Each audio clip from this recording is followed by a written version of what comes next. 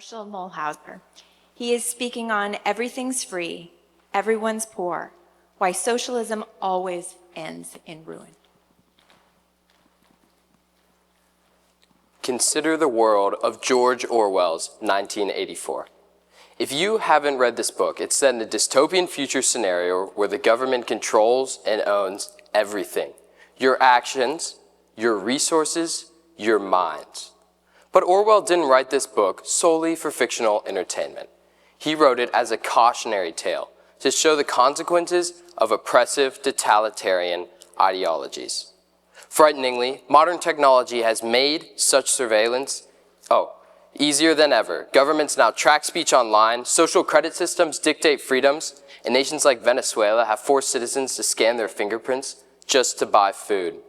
Just look at the Berlin Wall, not built to keep invaders out, but to keep the people inside. Or consider the desperate stories of those who risk their lives and livelihoods to escape socialist regimes.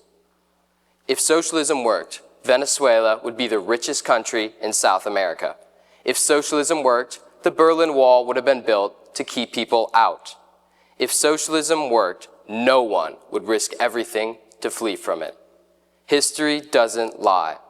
Socialism, time and time again, has crushed economies, stripped people of wealth, and left millions in poverty or worse. Capitalism, on the other hand, has repeatedly raised standards of living, provided opportunity, and allowed everyone the freedom to shape their social position. In a fallen world, there is no utopia. But the past has shown that free markets, personal responsibility, and economic liberty, especially when guided by biblical principles, offer the best path forward. After introducing and defining the most important concepts in my speech, I will first lay out some facts to provide groundwork, then argue the flawed foundation of socialism. After that, I will describe the evolutionary nature of Marxism and how it is contrary to Christianity. Then I will describe capitalism's superiority, and finally, I will conclude with the necessity of biblical morals in any economic system. I expect that you're wondering the difference between socialism and Marxism and capitalism, so I'll start there. Essentially, Marxism is a kind of socialism. Marx defines Marxian socialism in the Communist Manifesto. He writes that the proletariat will use its political supremacy to wrest all capital from the bourgeoisie, to centralize all instruments of production in the hand of the state, and to increase the total productive forces as rapidly as possible. Marxian socialism, the main facet of socialism that I will be focusing on today, requires that the lower class, the proletariat, take capital and power from the upper class, the bourgeoisie, and that the state owns the means of production. Capitalism, according to Merriam-Webster, is an economic system characterized by private or corporate ownership of capital goods, by investments that are determined by private decision, by prices, production, and the distribution of goods that are determined mainly by competition in a free market. Where Marxism has government ownership of the means of production, capitalism has private ownership. Again, there's a spectrum of capitalism and socialism, but one can generally find out where exactly a country lies by examining the ownership of the means of production. Now, to take over the means of production, the state must have a massive amount of power and control. This control comes at a price. What happens to those who disagree or are deemed unnecessary by the state? We've all heard of the mass murders of the USSR under Stalin and the mass purges in China, but it is too easy to just pass over these deaths without realizing that every person killed by these governments had a soul, a family, loved ones, a life. Reviewing the statistics with this in mind can help bring this back into focus. R.J. Rummel, a political scientist at Yale University, dedicated much of his life to researching violence committed by these governments against their people. He found that Soviet gulags, political labor camps, murdered 61,911,000 people. Additionally, he moderately estimates that communist China murdered 35,236,000, but notes that higher estimates place it at 102,671,000 people. These staggering figures highlight the brutal extent of communist China's mass murders, reinforcing the huge scale of state-sponsored violence under these regimes. Clearly, in order to take over the means of production, it is necessary that the state becomes nearly omnipotent and silences everyone who disagrees. Therefore, while socialism advertises itself as a system of equality and fairness, its foundational principles are deeply flawed. In his book, The Law, Frederick Bastiat exposes socialism as a system of legal plunder that not only destroys economic prosperity, but also contradicts the principles of individual liberty, principles that capitalism upholds and protects. In contrast with its siren's call of equality, socialism essentially legalizes theft. Bastiat argues that a government is unjust when it takes from some persons what belongs to them and gives it to other persons to whom it does not belong, and that if this law benefits one citizen at the expense of another, by doing what the citizen himself cannot do without committing a crime, it is contrary to what law should be and should be abolished by the people. The system of socialism is built around taking from some and giving to others in government redistribution of wealth, and thus it is unjust. It takes the wealth from one citizen and gives it to another. If the latter citizen did this by himself, he would be imprisoned for theft, but he has no need to steal when the government does it for him. Additionally, socialism erodes justice by granting the government excessive control over the people. Bastiat says that the government is put into place because it is the organization of the natural right of lawful defense of its citizens and the substitution of a common force for individual forces to defend persons, liberties, and properties, to maintain the right of each, and to cause justice to reign over all. When the government oversteps and begins focusing on things other than the defense of its citizens' God-given rights, it becomes unjust. More specifically, when socialism takes over the economy to redistribute wealth, it takes the accountability that should lie within the private sector with charities and makes it a mandatory public action, thus voiding personal responsibility. Socialism promises to end poverty, but this promise can never truly be fulfilled. Jesus often gave to the poor and often helped them, but we must also remember that in John 12:8, he said, "The poor you will have with you always." This does not mean that we as Christians should absolutely cease our efforts to help the poor, but it does mean that the solution to poverty and suffering is more than what socialism says. Government, it is Jesus. Poverty will never truly be overcome until Jesus returns and everything in the world is fixed. All in all, Bastiat proves that socialism's flaws lie deep in its foundational pillar of taking away personal accountability. Originating from evolutionary thought, Marxism influences all areas of our society, not solely economics. While Marxist ideas originally seem to connect with Christian ideas like charity and love, in reality, these beliefs are entirely opposed to Christianity. In the Communist Manifesto, Marx says that law, morality, and religion are all bourgeoisie prejudices, behind which lurk in ambush just as many bourgeoisie interests. These words directly attack law, morality, and religion, calling them a mere tool of the ruling class, saying that the Bible and Christianity are not divine truth, but only a social construct meant to uphold the dominance of the oppressors. Marx later even calls the family a similar construct. His own words make it undeniable. Christianity and Marxism are irreconcilable. Clearly, Marxism is far more than an economic system. It is a type of religion that tolerates no rivals and takes no prisoners. Patricia Engler, an Answers in Genesis author, notes that this belief tells us that we can become our own creators, saviors, and authorities for truth, and that humanity's only hope lies in the oppressed, overthrowing the oppressors, and that popular messages in today's Western culture paint biblical Christianity as oppressive. Marx's ideas spread into every aspect of our lives, and this is the reason why Marxism leaves no room for any religion besides itself. It must control everything. Christianity, often falsely portrayed as oppressive, exists as the direct opposite to Marxist thought, which attempts to undermine biblical values like humility and submission to governance by teaching that we must throw off this yoke of the system and any authority at all. Overall, Marxism and Christianity's differences render them irreconcilable. To complete its course of destruction, Marxism must first overcome the American dream. The American dream, the idea that anyone, no matter how humble, can rise up and become great, this very essence of America can be dreamed and attempted in this country only, solely because of free market capitalism. Andrew Puzder, a working class kid who rose to become the CEO of Hardee's and Carl's Jr., embodies the power of the American dream due to a free economy.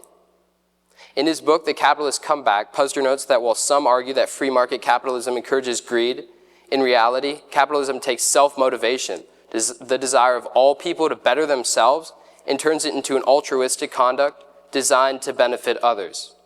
As the CEO of a major fast food chain, Puzder would know, more than most anyone else, what exactly it is like to put oneself in one's customer's shoes. This tenet of capitalism, the customer's choice between choosing one supplier's product over another, gives all power to the buyer and forces entrepreneurs to seek to improve the lives of others with their ideas, instead of solely benefiting themselves. This allows for anyone, as long as they're hardworking and innovative, to rise from the bottom to the top of the economic food chain, thus fulfilling the American dream. Another man with a very different story also pledges his support to capitalism. Daniel DiMartino lived in Venezuela and was a witness to the stark contrast between socialism and free markets. He suffered under Venezuela's socialist policies and experienced a devastating economic collapse caused by government intervention. He saw a place where the American dream could not be recognized. I had the privilege of interviewing Mr. DiMartino and hearing his personal testimony. When I asked him when exactly he began to notice socialism start to negatively impact his country, he relates how in high school he started seeing things disappear from the grocery store. Small things like yogurt, some chocolate you really liked, then suddenly there's no milk, there's no chicken. Then the cafeteria in his high school, the prices would climb every week. This resulted from the government taking ownership of the means of production and attempting to pay for private services. In a socialist economy like Venezuela's, one is not able to live the American dream because very little economic freedom only benefits government elites. In Venezuela, DiMartino would have been unable to start a new business or improve an existing business with new ideas because the government took people's businesses and regulated how companies would produce. You couldn't import or export without government approval. With government ownership of the businesses and massive trade restrictions, socialist Venezuela majorly inhibits opportunities for people from the working class to climb the economic ladder through hard work. This lack of economic freedom, characteristic of socialism, blocks entrepreneurship and innovation, thus preventing people from starting or expanding businesses that can improve their financial situation. Instead of being rewarded for their hard work, citizens rely on a rigid, government-controlled system that solely benefits the political elite. Lacking the ability to participate in open markets, the economy stagnates, and economic progression becomes nearly impossible. As these two individuals shown, the uniqueness and power of our country lie in the American dream, and the ability to succeed lies in free markets. Ever since the 19th century, the world as a whole has progressively increased in wealth and decreased in poverty. Free markets and less government intervention have caused this upward trend and will continue to have positive effects. Ever since the early 1800s, both the living standard and the GDP have increased in most countries due to capitalism. Note the graph of GDP, specifically from 1820 to 2022. This data has been adjusted for inflation and shows an obvious, strong upward trend. Additionally, between 1960 and 2016, the global population grew by 145%, while the real annual average per capita income rose by 183%. Almost everywhere in the world, economic growth has outpaced population increase, leading to higher average incomes worldwide. Capitalism and economic freedom have directly fueled this continuous rise in living standards, driving economic growth and prosperity across nations. A Cato Institute study on economic freedom found that in 2017 dollars adjusted for inflation, nations in the top quartile of economic freedom had an average annual per capita GDP of $48,569 in 2021, compared to $6,324 for bottom quartile nations, and that the average income of the poorest 10% in the most economically free nations is more than twice the average income of all people in the least free nations. And finally, that life expectancy is 80.8 years in the top quartile compared to 65 years in the bottom quartile. As these eminent statistics show, nations that have embraced free market policies saw much more economic expansion than those with heavy government control. The GDP is very obviously higher in countries with less economic restrictions, and life expectancy and poverty are also positively affected. This undeniable correlation between economic freedom and prosperity demonstrates that as nations reduce government intervention and embrace free markets, they experience significant economic growth and higher incomes and longer life expectancy, reinforcing the idea that capitalism is a driving force behind global progress. Now, while some would argue that capitalism encourages greed and is a system where only the 1% profit, in reality, a capitalist economy encourages people to work, not just for their own wallet, but to benefit society. One of the major arguments against capitalism is that capitalists are greedy and only want to fulfill their own selfish desires. Initially, this argument makes sense because big business owners generally make a lot for what seems like easy work compared to heavy manual labor. However, capitalism ultimately rewards those who cater to the public instead of their own personal desires, enabling innovation and improving lives. Andy Puzder, the former CEO of Hardee's and Carl's Jr., confirms this with his own real-life experience. He says that to succeed in a capitalist system, you have to please others enough to entice them into a voluntary exchange, and that this forces you to pay attention to the needs, wants, and even feelings of a broad cross-section of people, and it encourages a kind of empathy in regard to your potential customers. Instead of catering only to the government elite, like in a socialist economy, in a capitalist economy, one must appeal to the people. Puzder didn't make burgers that he liked, or that a small cross-section of people liked. He made burgers that the consumer liked. He spent millions of dollars advertising to consumers and trying to get in their shoes. Only because customers chose his burger joint over another could his business survive in this capitalist system. As such, capitalism is the most democratic economic system devised. It gives all power to the consumer and the people. Where socialism only empowers government elites, because government ownership of businesses eliminates competition, capitalism has multiple businesses that compete with each other to deliver the best possible product at the lowest price. In order for any economic system to truly thrive, it must be built upon the foundation of biblical morals to ensure fair treatment and respect for all. While some believe that the Bible condemns wealth and all money as evil, it actually argues that Christians must be moral in their relations to money. Paul, writing to a young Ephesian pastor, says that the love of money is the root of all kinds of evil. Here, Paul states that money itself does not cause evil. It is the love of money that causes evil.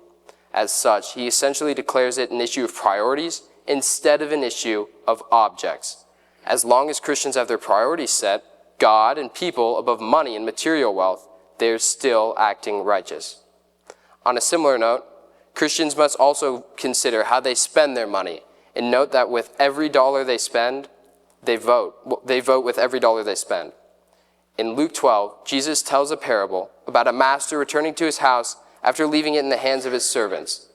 When the master tells the steward that he who is faithful in what is least is faithful also in much, and he who is unjust in what is least is unjust also in much.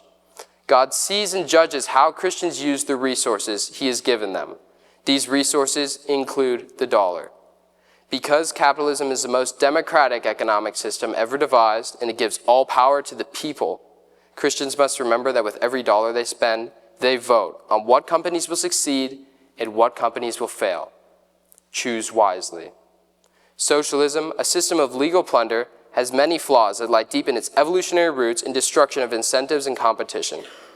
This economic system wars with capitalism and places strain upon the American dream. Unlike socialism's demolition of economies, capitalism and capitalist policies have benefited the world and raised the standard of living, but we must implement these policies morally. Ultimately, the clash between socialism and capitalism is not just economic, but a battle over the God-given purpose of work. While socialism erodes responsibility and rewards laziness, capitalism upholds diligence, freedom, and the divine design of labor. Work was created in the Garden of Eden. Even when everything was perfect, there was work. In heaven, there will be work. Capitalism rewards hard work, perseverance, and diligence. No other economic system does this, and as such, no other economic system can surpass capitalism. Paul, writing to the Thessalonians, says that if anyone will not work, neither shall he eat. God created man to do work, and we will feel unfulfilled in life if we do not work well. As such, we must not regard work as something to be avoided. The book of Proverbs has many verses devoted to scathing criticism of the lazy man. Finally, we must resist the forces that seek to strip work of its value or place it under excessive government control. As Acts 5:29 declares, we ought to obey God rather than man. While some level of government is necessary for order, it must never take the place of God's design. When government officials try to control our livelihoods or make us more dependent on man than God, they stand in opposition to God's plan. Man was made in the image of God, and part of what divides us from the other animals is the ability to work. Therefore, we must honor God by working diligently and resisting tyranny and upholding the freedom to labor as he intended. Thank you.